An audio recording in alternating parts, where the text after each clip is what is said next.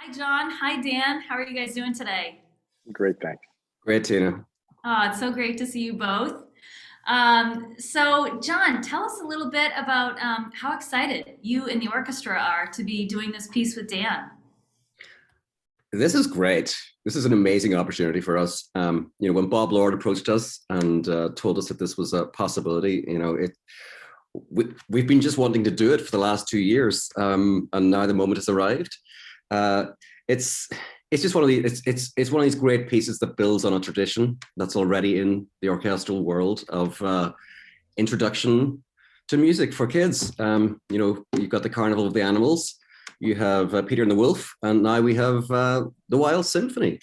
So for us to be able to bring this to our community and to our kids, it's really super exciting.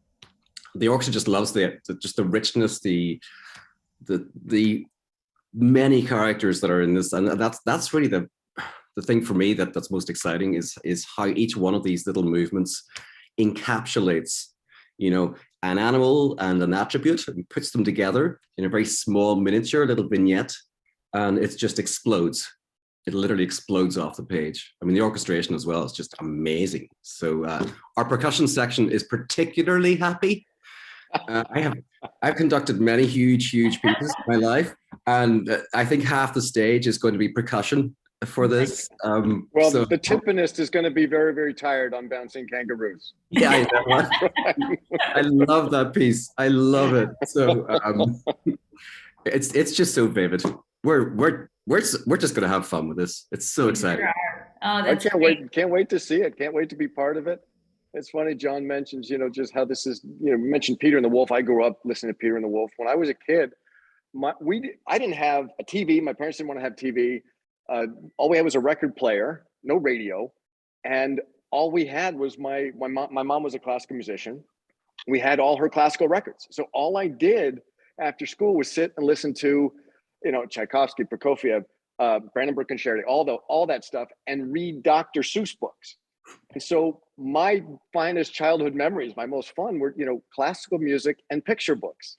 And so I had this idea to kind of combine the two and try to share that experience, with kids today. And I'm honored that you mentioned Wild Symphony in the same breath as Peter and the Wolf. So thank you. You're welcome. It's right up there. So excited. Dan, I've seen your premiere of this overseas. So what excites you most about bringing this to your hometown audience? Well, I mean, it's coming home. I mean, it was funny when we did the Da Vinci Code movies and all of that. We went to all these big premieres. We came back to the music hall, and it was just so exciting. It felt so much more important to me than the Cannes Film Festival for some reason. And I feel that way about Wild Symphony. We've had some amazing premieres overseas, but this one really is special to me because it's for friends and family. It's in the music hall is just such a part of my life, and I can't wait to get back on the stage and kind of be silly as opposed to standing up and talking about religion and symbols. So it should be fun. We all need something fun right now and something lighthearted. I think this is going to truly bring it home for all of us. Dan, you were so gracious in coming to us and offering for this to be a fundraiser event for both the symphony orchestra and the music hall. Thank you so much for that. And can you tell us what was your motivation behind doing that? Well, I mean, as most people in the community know, um, we are absolutely blessed to live in this beautiful New England region with access, thanks to the music hall, to world-class entertainment. And so COVID aside, supporting the music hall is important to all of us.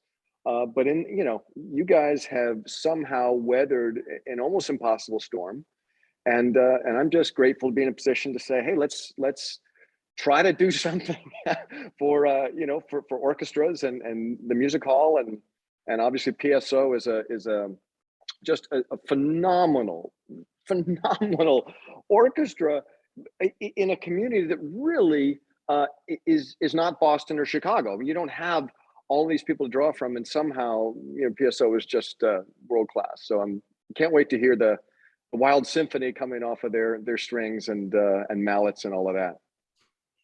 Oh, same here. Well, we are just thrilled, John, to have you in the orchestra back on stage. It's been a long 2 years, as Dan has already mentioned.